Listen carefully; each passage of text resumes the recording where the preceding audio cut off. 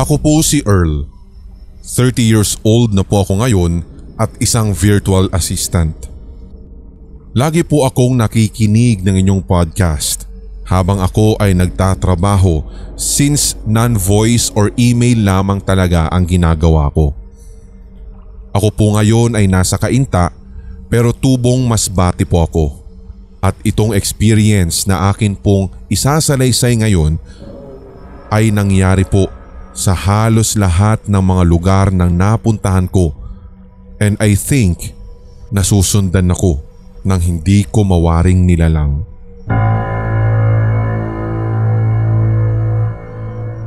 Nagsimula po ang lahat nung ako ay teenager. Nagkasakit po ako noon. Nilalagnat ako at hindi po namin alam kung anong dahilan. Basta't ang naalala ko lamang po ay umupo ako noon sa harap ng pinto ng kusina habang naghihintay kay mama. Balot na balot ako noon ng kumot kasi hindi ko rin po talaga malaman kung bakit ako nilalamig. Habang nakaharap ako sa pinto, nagulat po ako dahil may dumungaw po doon na napakaitim na anino at hugis tao ito. Kumaway pa po ito Sir Red sa akin. Nung una, ang reaksyon ko ay napangiti ako kasi ang akala ko si mama. Medyo madilim na rin po kasi noon pero nagtaka at nangunot ang aking noo nang bigla itong nawala. Noong ako ay sumampa ng 18 years old, nasa Masbate po ako nito. Galing po kami ng practice ng sayaw at talagang sobrang pagod at para bang binugbog ang katawan ko. So ang nangyari, talagang dinalaw ako ng antok. Pero bago pa man ako makatulog, napagmasdan ko ang paligid ko. Walang ano-ano. May anino po na pumatong sa akin. Para nga po siyang isang solidong bagay. Wala siyang muka pero kung ibabase ko ang posisyon niya, alam kong nakaharap siya sa akin. Nang inusisa ko nga, parang meron din siyang mahabang buhok. Matapos nga noon Sir Red ay nagising ako bigla. Parang mas lalong sumakit ang katawan ko. Doon din na naman ako nahiwagaan kasi ang akala ko ay nagpapaantok lamang ako kanina. Pero nagulat ako dahil ako man ay nagising ng sandaling iyon. So ibig sabihin, bangungot ang nangyari kanina. Fast forward. 21 years old na ako at sa Masbate pa rin ito nangyari. By this time, nagtatrabaho na ako bilang serbidoro sa isang food chain at nakaboard lamang po ako malapit sa pinagtatrabahuhan ko. Nasa babang bed po ako natutulog nung double deck ng inuupahan namin. Ganun pa rin yung nangyari. Tulog na ako noon. Pero nakikita ko yung mga kasama ko sa room.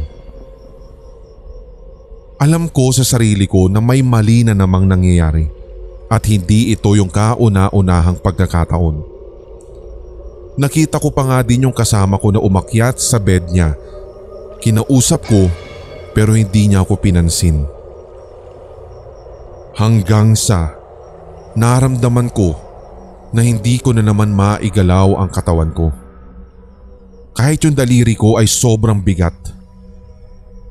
Alam na alam kong tulog ako, pero parang yung diwa ko ay gising na gising sa loob ng panaginip na iyon na kung saan sinusubukan kong pagalawin ang kahit anumang bahagi ng katawan ko. Maging ang pagsasalita o pagsigaw ay sinusubukan ko pero wala talagang nangyayari. Hindi ko rin po ma-explain pero basta-basta na lamang din pong nagpakita sa akin yung anino na parang noong ako ay binata pa at nung ako ay 18 years old ay siya ring same na anino na nagpapakita sa akin. Ang nakakatakot pa nito, Sir Red, kung noong una ay nagpapakita at kumakaway sa akin at nung 18 years old ako ay pumatong na sa katawan ko. Ngayon ay nasa tabi ko na. Hindi ko alam kung paano siya napunta doon. Hinahawakan na rin niya yung mukha ko. Pinipilit niya akong itayo hanggang sa bigla na lamang ako nagpumiglas at nagising. Nung ako ay nag-23 anyos, nag-work naman ako sa call center sa Legazpi City, Albay. Dito, mas maraming beses nang nangyayari yung sleep paralysis ko. Yun din po yung same na anino na nakikita ko at pareho lamang din yung kanyang ginagawa. Kung hindi man siya laging umuupo sa dibdib ko, ay ibinabangon niya ako ng pilit. Nung ako ay sumampa na 25 anyos, dito na ako sa Maynila.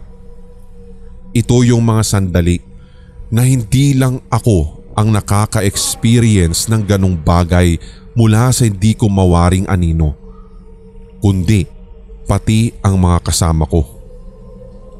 May nakasama ako sa bahay noon na nagkwento sa akin na may nakita daw siya na sumusunod sa akin nung ako ay pumasok ng CR.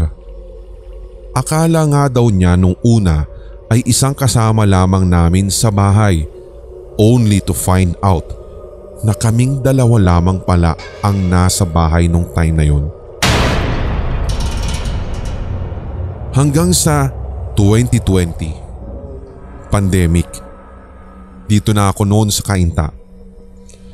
Sa San Roque po ako nag-rent ng isang apartment at nung panahong iyon ay kasama ko pa ang aking jowa na ngayon ay ex ko na. Nag-alaga po kami ng aso noon. Hindi rin po namin maintindihan kung bakit meron talagang pagkakataon na bigla-bigla na lamang tumatahol yung alagang aso namin at kapansin-pansin na nasa iisang bahagi lamang ng bahay niya ito ginagawa. Ang lagi niyang tinatahulan ay ang bandang CR. Hindi po namin pinansin ito noong una dahil baka may daga o pusa lamang na nakapasok sa bahay. Hanggang sumapit ang isang gabi. Ako at yung partner ko po ay sakto din na nagre-record ng audio habang kami ay naglalaro. Pagka-play po namin ng recording, wala po yung boses ko. Ang nadinig namin na siyang nasagap ng recording ay parang tunog ng isang leon na galit at nag-growl. The same night din, Sir Red, may nakita din yung aking partner nung time na iyon na parang meron daw tao sa labas ng gate. Tinawag pa nga po niya ito. Tapos nung pinailaw na niya sa gawing sala, ay nawala daw ito. Nung time na iyon, nasa dulo na nga ng dila ko sana yung pag-amin tungkol sa anino na matagal nang gumagambala sa akin. Pero mas pinili ko na lamang na wag sabihin sa kanya dahil tiyak matatakot din siya. Hanggang sa ang pinakahuling nangyari nga po ay noong Feb 2021. Hiwalay na rin po kami nung partner ko na nakasama ko sa Cainta, kaya nag-decide na rin po ako na lumipat at makishare ng condo unit. Dito pa rin po yan sa Cainta. Good for 4 din po yung condo pero nung time na iyon ay 2 pa lamang kami. Nung first night ko po dito, Sir Red, usual na matutulog ako, masaya, magaan ang ambience at wala naman pong something weird. Hanggang sumapit ang kinabukasan. Yung kasama kong si Tony, nagkuwento sa akin na di daw siya nakatulog nung gabi kasi may nakikita daw po siyang anino na nagpapabalik-balik at nasa labas ng bintana malapit sa bed ko. Doon ako kinilabutan, Sir Red, dahil ang buong akala ko ay tapos na ang pagpaparamdam o pagpapakita nito sa akin. Ang mas nakakagimbal pa doon, Sir Red, ay napaka-imposible dahil nasa 3rd floor yung unit namin. Pero sigurado siya sa nakita niya.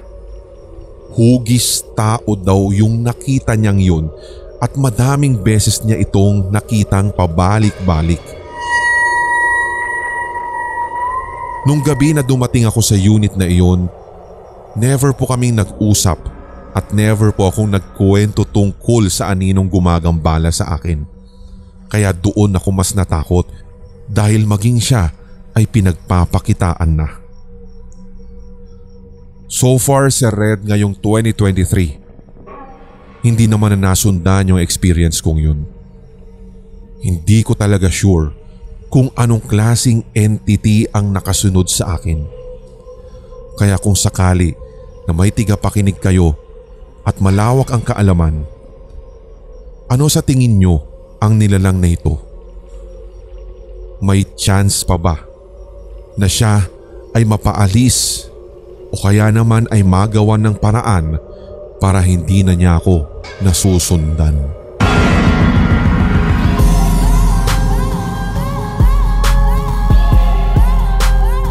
At inyong napakinggan ang tampok na one-shot Tagalog horror story. I-like, mag-comment at i-share ang episode na ito sa inyong social media, mga certified kasindak. Huwag pahuhuli sa mga bagong kwentong katatakutan dito sa ating channel, kaya pindutin na ang subscribe button at ang notification bell. Hanggang sa susunod na kwentuhan dito sa Sindak Short Stories.